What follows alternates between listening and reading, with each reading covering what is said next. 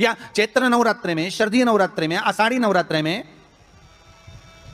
आदिक पौष नवरात्रि में हम शंकर की, हम जगतजननी जगदम्बा की जब स्थापना करते हैं, या हम नूतन घर का प्रवेश करते हैं, या गणेश जी की स्थापना करते हैं, या कोई दुकान को प्रवेश करते हैं, या कोई शुभ कार्य करने के लिए अग्रण्य होते हैं, तो हम कलश की स्थापना क्यों करते? आखिर कलश में ऐसा क्या है? कलश के अंदर आखिर ऐसा क्या विराजमान है कि 33 कोटि देवता उस कलश के अंदर आकर बैठ जाते हैं? महाराज,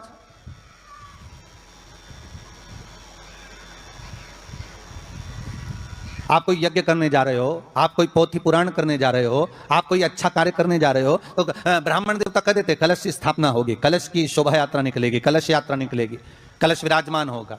और आज हर की पौड़ी पर, प्रयागराज में, या उज्जैनी में, नासिक में जो बड़े बड़े कुंभ के मेले होते, कुंभ का मतलब भी तो कलश से होता है। उसकी महत्वता क्यों है? उस कुंभ की, उस घड़े की महत्वता कहां से प्रकट हो गई? शिव महापुराण की कथा कहती है महाराज, भगवान ओघड़दानी शंकर स्वयं आद्य शक्ति जगदम्बा से कहते हैं कि जगदम्बा तू क्या चाहती है बोल। तो जगतजननी जगदम्बा कहती है कि जहां मैं हूं वहां शंकर है, ये आपने कह दिया, पर जहां शंकर है वहां पार्वती का होना जरूरी है। उसके लिए सिद्ध करने के लिए एक स्थान ऐसा बनाया जाए जहां पर शंकर विराजमान है और शंकर के साथ पार्वती विराजमान है। तो शिव जी ने कहा, पार्वती उसके लिए मैं तुझे एक सुंदर कलश का निर्माण कर देता हूं। कितना सुंदर लिखा है देवी भागवत के अंदर कि जहां कलश की स्थापना होती है उस जगह पर किसी देवताओं को बुलाने की जरूरत नहीं होती। 33 कोटि देवता उस जगह पर स्वतः विराजमान हो जाते हैं स्वयं। 33 कोटि देवता स्वयं वहां विराजमान।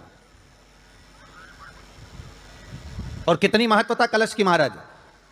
आप लोगों से भी निवेदन है, क्षेत्रीय प्रतिपदा है आज, जिनके घर में ज्यादा रोग हो, बीमारी हो, ज्यादा तकलीफें आ रही हो, कष्ट बढ़ रहा हो, बीमारियां बढ़ रही हो, या भय लग रहा हो, डर लग रहा हो, हृदय चित्त में कहीं ना कहीं आपको भय का भान हो रहा हो, तो एक लोटा पानी, एक कलश में जल भर कर रख लीजिए और रात भर उसको रखे रहने दो। नवरात्रि चल रहा है, उस कलश को रात भर रखकर सुबह सुबह उस कलश में एक बेलपत्र डालकर उस जल को नीम के पेड़ के नीचे, जहां चैत्री नवरात्रि में नीम के पेड़ के नीचे सारी विद्याएं, आद्य शक्तियां, सारी देवी उस नीम के पेड़ के नीचे विराजमान रहती हैं। उस कलश में एक बेलपत्र डालकर रात भर रखकर उस जल को पूरे घर में घुमाकर उस नीम के पेड़ के नीचे समर्पित कर दीजिए महाराज। घर में भय लगना बंद हो जाएगा, कोई बड़ी बीमारी आपको घेरेगी नहीं और उस बीमारी से, उस रोग से आप मुक्त रहेंगे। उस बीमारी से, उस रोग से आप मुक्त पाएंगे, वो बीमारी आपको घेर नहीं। कलश का इस संसार सागर से उबरने के लिए हम भगवान की कथा को अपने हृदय में, अपनी चित्तवृत्ति में, अपने मन में उतार लें।